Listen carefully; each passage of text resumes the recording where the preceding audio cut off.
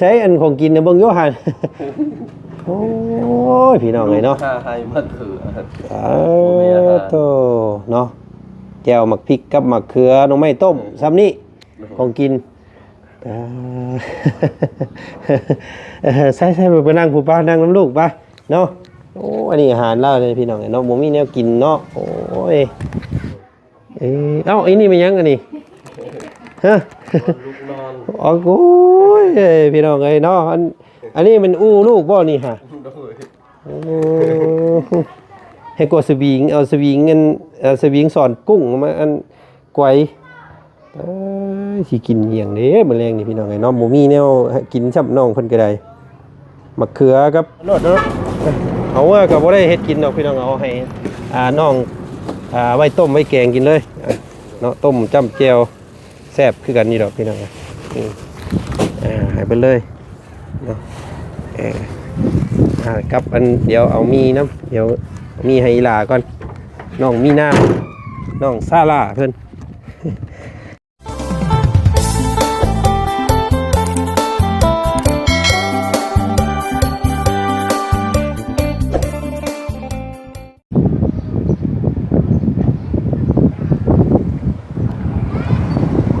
โอ้พี่น้องไงเนาะคำมาผัดว่า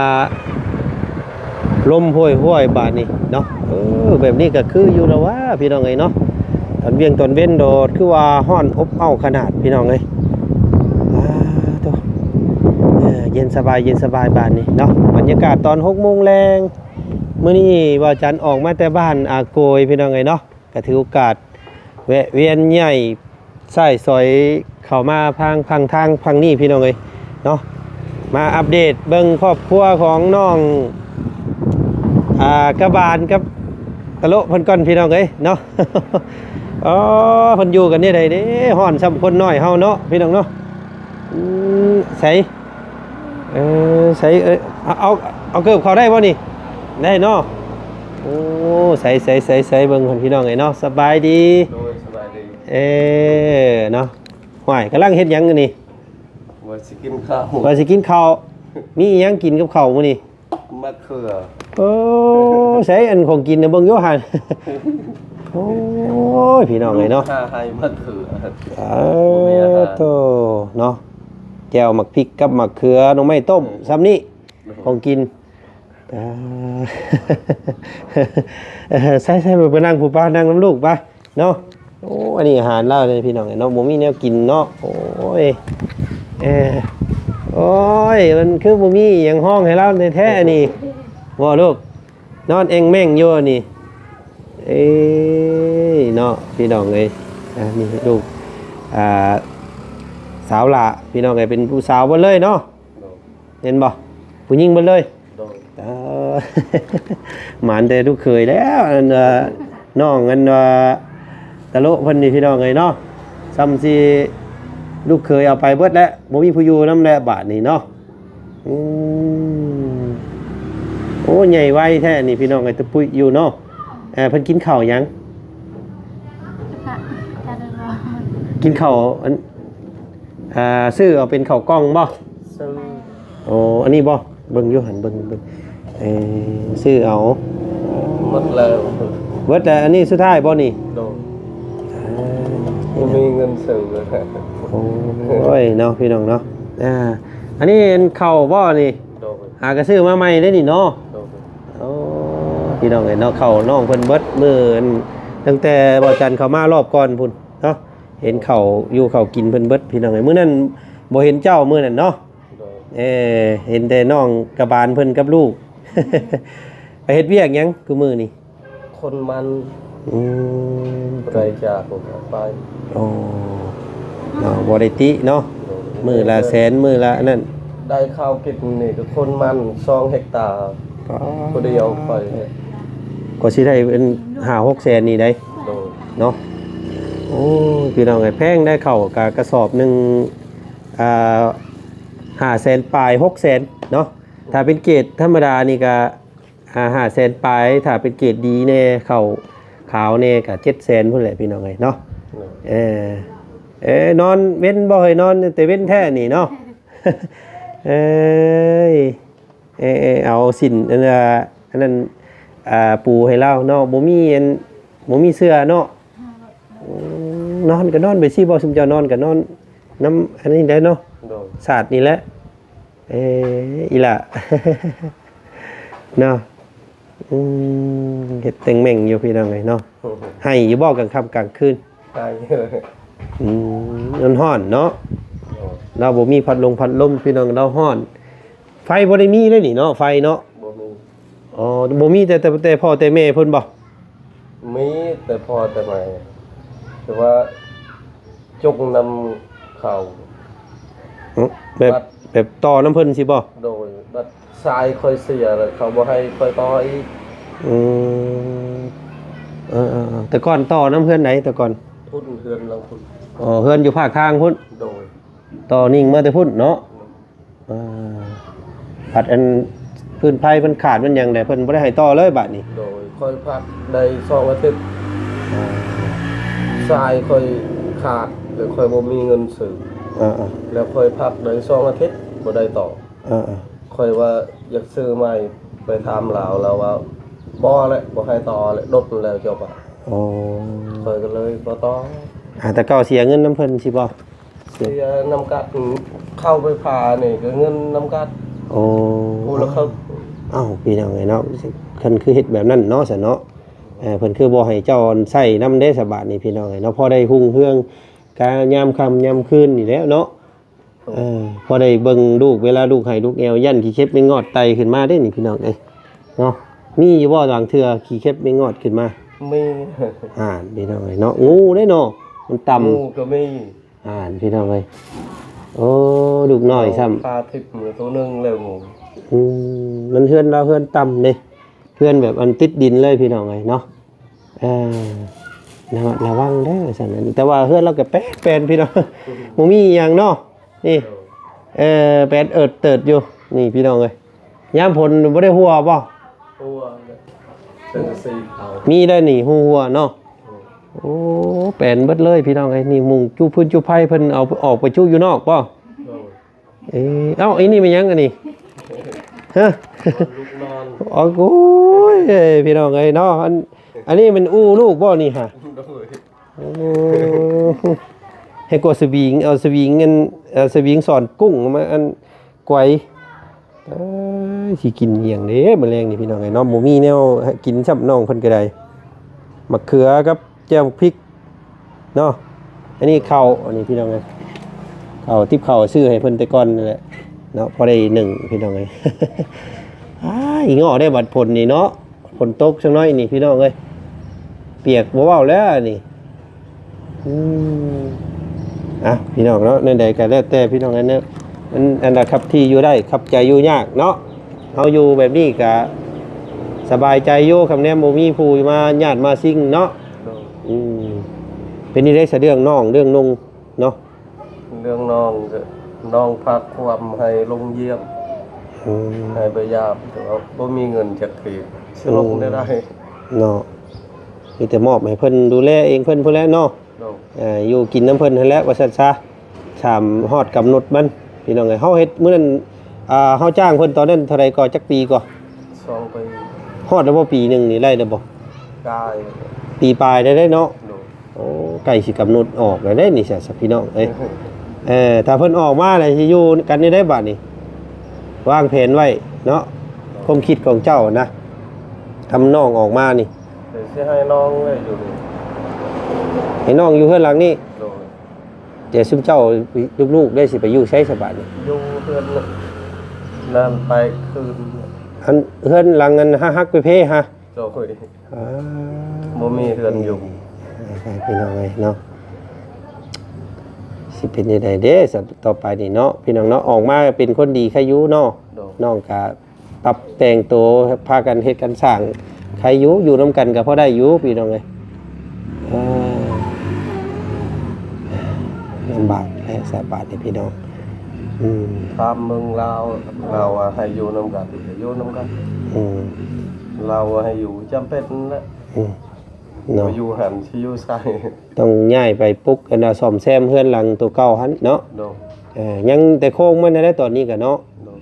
อ่า สังกะสีก็หมดขาดแล้วลมเลย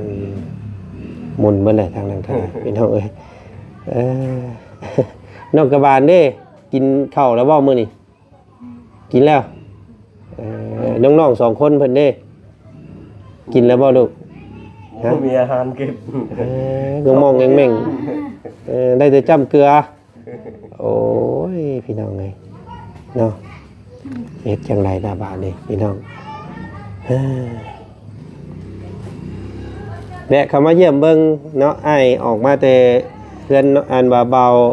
อันนี้เพิ่นนี่เทิงเพิ่นนี่พอดีมีแม่เพิ่นฝากเงินมาให้เราก็เลยเอามาให้ก็เลยเห็นเจ้าอยู่เฮือนก็เลยว่าโอ้แวะเบิ่งอีหลาน้อยเพิ่นก่อนเพิ่นได้ซื้อได้เสียงแล้วบ่ข่อยซื้อให้ตอนนั้นซื้อนี่ได้ก็วันใหม่บ่อีหยังก็ ผ้าใส ผ้าใสเนาะข่อยอันข่อยตั้งให้ตอนนั้นเนาะผู้นี้นี่ได้ก็มีนานี่สละ ผ้าใสเนาะเป็นแล้วข่อยตั้งให้ตอนนั้นผ้าใสน้องผ้าใสเด้อเดี๋ยวจักเดือนเลยนี่ฮอดดับเบิลเดือนโอ้ยพี่น้อง3คนลูกบาทนี่เนาะอาบน้ำในเพิ่นนะบ่แต่คนลูกนี่ยังอยู่มีแต่ลูกสาวทั้งนั้นเลยพี่น้องไงเนาะหัวขันใดเกี้ยงไปแล้วบัดใหญ่มากนี่เนาะพากันนอนกอดเอาลูกแต่ละคืนเนาะนอนเลี้ยงไล่กันนี่แหละพี่น้องไงโอ้ขาแก่ก็มีในคำนี้อันนี้ก็เป็นแก่ตอนบ่จันซื้อมาให้อะไรพี่น้องไงเนาะของทางพี่เพิ่นฝากมาให้มีหมอนมุ้งกับผ้าห่มวัดสำนักพี่น้องไง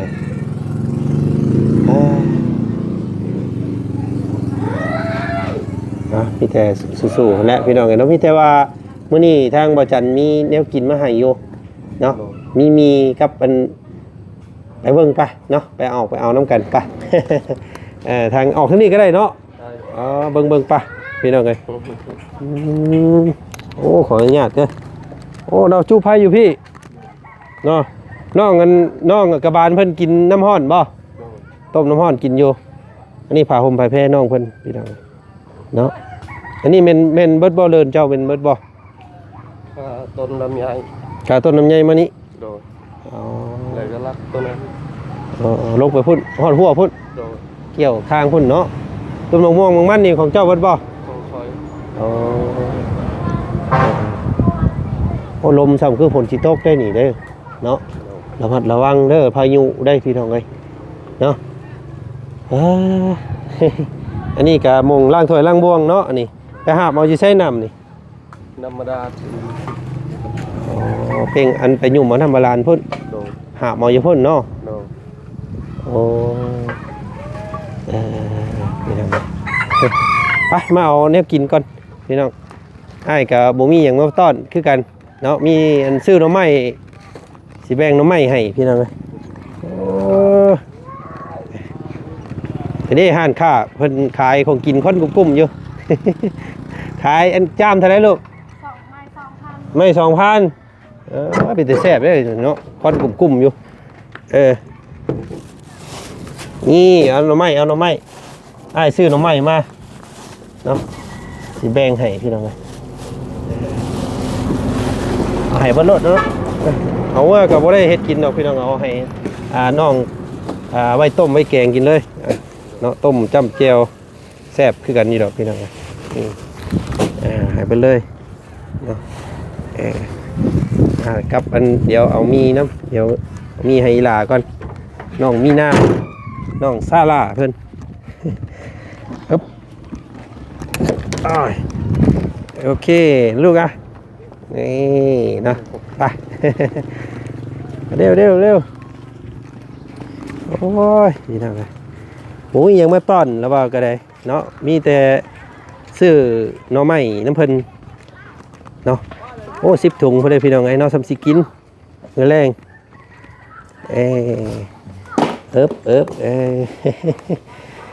อันน้องกระบาลกินได้บ่หน่อไม้ได้บ่ได้คลำเนาะเอาต้มเด้อยันมันบูดได้พี่น้องไง ราะว่าบ่จันซื้อแต่เช้าพู้นเนาะต้มไว้แกงเอาก็ได้เนาะแซ่บอยู่บ่มีหยังมาต้อนก็มีอันแก๊สหนึงเด้อเอาไว้กินเด้อ ซอยการอยู่การกินจักมื้อพี่น้องกันซอยบ่ได้หลายกันหน่อยเนาะแพงบ่แพงพอบ่พี่น้องเนาะกอดข้างกอดเอวอยู่ ใหญ่มากนี่ก็เอาเพิ่นเข้าทำเฮียนอีกได้นี่เนาะจักสิมีเงินส่งเพิ่นเข้าเฮียนอยู่บ่เด้พี่น้องเอ้ยเนาะลำพังหาซื้อข้าวซื้อน้ำก็พอแห้งเลยเนาะ มีแต่ลูกใหญ่แหละบ่พาเอาลูกบาดนี้เนาะคำว่าชุมเจ้าอยากไปมีเวียกมีงานอยากพากันเฮ็ดนะเนาะเพิ่นใหญ่เพิ่นเอาน้องเอานุ่งได้ก็เจ้าก็ไปกับผัวเนาะมันจังได้หลายเด้เงิน เอาแต่ลูกไปนี่เลยบ่ได้เพื่อได้เงินเนาะพอได้แต่ซื้อนมซื้อข้าวให้เด็กน้อยและ3 คนพอดีงามแล้วพี่น้องไงแต่ว่าน้องนั้นน้องตะโลเพิ่นว่าอยากได้ผู้ชายบ่ พอเลย พอซะเนาะพอเนาะเรียนบ่ไหวกระบาเพิ่นเด้พี่น้องไงเด็กน้อยเพราะว่ามันเพิ่นบ่ได้ฮู้เนาะเพิ่นบ่ได้จักว่าเฮาบ่ได้มีได้เนาะเห็นคนมาขายข้าวต้มขนมเพิ่นให้ใช่เราได้พี่น้องไง เนาะแม่นบ่ลูกกินขนมบ่ให้ตลอด พี่น้องพอแล้วสิว่าสิตายแล้วผู้เดียวพี่น้องหาเงินเนาะนี่พอได้เข้าเดือนนี้ก็ได้แล้วว่าพี่น้องไงเนาะคนนั้นมันบ่ตัวนี้คนมันจักเฮกตาร์ก็จะเว้า2 เฮกตาร์ได้เข้ากระสอบนึงมาสู่ลูกสู่เต้ากินพี่น้องไงเนาะแล้วก็หาใหม่อีกบัดนี้เนาะเพื่อสิได้แต่ละเดือนแต่ละมื้อโอ้พี่น้องเอ้ยเนาะลำบากเนาะมือนี่ก็จนกำบ่ได้เจ็บหมดคนมันหาเก็บหอมเงินเพื่อหาเธอ10เพื่อมาเลี้ยงลูกเนาะเจ้าก็ไปหาซอยเล่าบาทนี่ลูกใหญ่เนี่ยไปหาซอยบ่ต้องเอาอีกเด้อลูกแล้วบ่เอาเนาะกินยาคุมเด้อบาดนี้ซื้อยาไปห้านขายยาเพิ่นจักเลยดอกแพงละเท่าไหร่ 20,000 เดือนนึง กินคู่มื้อได้แต่ต้องกินคู่มื้อได้ก่อนเจ้าสินอนเจ้ากินก่อนเจ้าสินอนเจ้ากินเนาะแอนนายี่ห้อแอนนา20,000 กีบแผงนึงก็ซื้อได้อยู่ที่ซำนี้เนาะกินแล้วก็เจ้าก็สิงามขึ้นอีก บ่ต้องย่านเนาะแต่กินเป็นเนาะมันจังบ่มีลูกงามเจ้าก็สิอ้วนเจ้าก็สิขาวขึ้นกินยาคุมแล้วก็ไปเฮ็ดเวียกเฮ็ดงานได้สบายบ่ต้องเอาลูกแบบนี้ก็บ่ได้ไปใช่ได้เนาะเมียนี่เนาะอยู่แต่น้ำลูกแล้วเฉพาะว่าเมียนี่บ่ให้เฮ็ดหยังแล้วก็แต่มีลูกถูกปกอยู่แต่น้ำลูกเอาน้ำลูกนี่อย่างเดียวให้แต่เลี้ยงลูกเบิ่งดูแลลูกเวียกงานเรื่องคอยบ่ให้ลาวเปรียวนั่นแหละมันก็ได้แต่ทางเดียวเนาะมันก็ได้แต่เฉพาะแห้งเจ้าแต่ถ้าว่าเนาะลูกเต้าใหญ่เพิ่นเบิ่งเองน้องเบิ่งนุ่งเอาน้องเอานุ่งได้แต่เฮาบ่เอาลูกอีกแต่เฮาไปน้ำผัวบาดนี้ก็สิได้2ทางสมมุติเจ้าได้มื้อละแสนก็ได้มื้อ200,000เนาะมันก็ซอยกันได้หลายเด้เนาะสมัยว่าจันเฮ็ดเวียกตะกี้ก็ซอยกันกับเมีย จนได้เฮือนเนาะไปเฮ็ดเวียกอยู่ไทยเงินเดือนเมียเงินเดือนผัวเข้ากันบัดเนาะมันก็เดือกินเนาะเฮาหา2 คนเด้อันนี้เฮาหาผู้เดียวแล้วบ่คุ้มเลยพี่น้องหาผู้นึงกิน5 คนบัด กิน1หมอน้อย2เมีย3ลูกกก2ลูก3โอ้พี่น้องเอ้ยเนาะบ่ทันเด้เนาะน้องเนาะจักสิหาเงินได้ใส่ระวังมันหล่นใส่หัวเด้อลูกเด้อเนาะเฮือนโอ้ยโหดพี่น้องเอ้ยเนาะกะเป็ดเติดถือว่าแบบคล้ายๆแบบมัน มันบ่มีหยังเนาะก็มันสิบ่หกเนี่ยมันบ่มีเครื่องของเรามันเบิดซำนี้อีหลีพี่น้องเอ้ยเนาะก็กลางคืนก็สิเอาผ้าตอนนั้นเข้ามาเนาะตากอยู่ข้างนอกมาห่มบ่มีแนวกวบเพิ่นบ่มุ่งน้อยกวบไว้บ่มีบ่เนาะย่านยุงย่านแมงวันแมงมีได้พี่น้องเอ้ย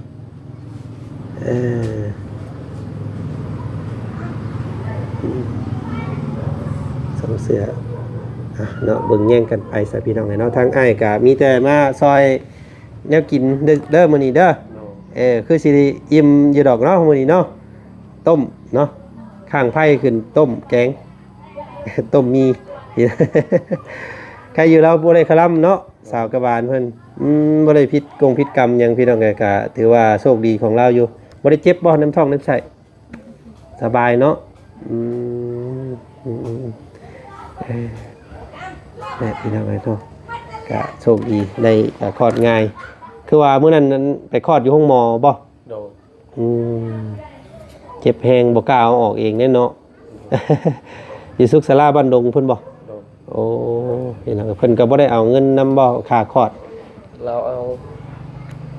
จักซีใช่เนาะค่าคือค่ายาเพิ่นนั่นแหละเนาะเราว่ายาบ่ได้เอาค่ายาเอาแต่ค่าเพิ่นคลอดซื่อๆยังใครอยู่ได้สำเร็จเนาะกันไล่ค่ายาเราว่าก็ว่าเพิ่นเห็นเฮาบ่มีเด้เนาะเพิ่นก็ได้ซอยกันมาซั่นซะนอนเว้นสักหน่อยก็ให้ได้ตอนคืนนี่เนาะคือพ่อพี่น้องเอ้ยพูดน่ะคือพ่อเนาะผู้น้อยๆนี่คือพ่อผู้นี้2คนนี่คือแม่เบิดเลยเอาเดี๋ยวมื้อหน้ามื้อใดสิมาดินน้ำใหม่เด้อมื้อนี้มาเยี่ยมมายามเบิ่งก่อนเนาะสู้ๆเด้อมีแต่คือว่าและให้ซื้อยาคุมให้เมียเจ้าขี่รถไปอันห้านขายยาก็บอกซื้อยาคุ้มแน่เนาะเอาตัวถึกนั่นแหละว่าซั่นมากินเด้อมันจังบ่มีลูกเนาะบ่ต้องย่านหรอกมันบ่ได้เป็นหยังยาคุ้มเด้อพี่น้องเนาะมันทำเฮากินตลอดงามเอาซั่นอันน้องอันตะโลขอตัวก่อนเด้อมื้อนี้เด้อสบายดีนะบ่เป็นหยังพี่น้องเนาะบ่จัดซอยแนวกินมื้อนี้เด้อนึกว่าอันหิ่งเพิ่นอันนี้พี่น้องเลยบ่แม่นเนาะเป็นหม่งอู้ลูกแล้วเราก่อยอู้ลูกเราอยู่นี่เนาะแนวกินกับพี่น้องเลยเอาคือสิอิ่มอยู่ดอกมื้อนี้เนาะโอเคเมื่ออันเฮ็ดกินซะเด้อทางอ้ายอันเมื่อหาอาบน้ำก่อนพี่น้องเลยมืดแล้วเนาะค่ำแล้วพี่น้องเลยพี่แล้วก็ต้มมีเด้อมื้อแรงเด้อไอ้นี่พี่น้องกันเนาะเฮือนตำๆเนาะกี่เข็บไม่งอดขึ้นบ่เอาแล้วนี่พี่น้องเอ้ย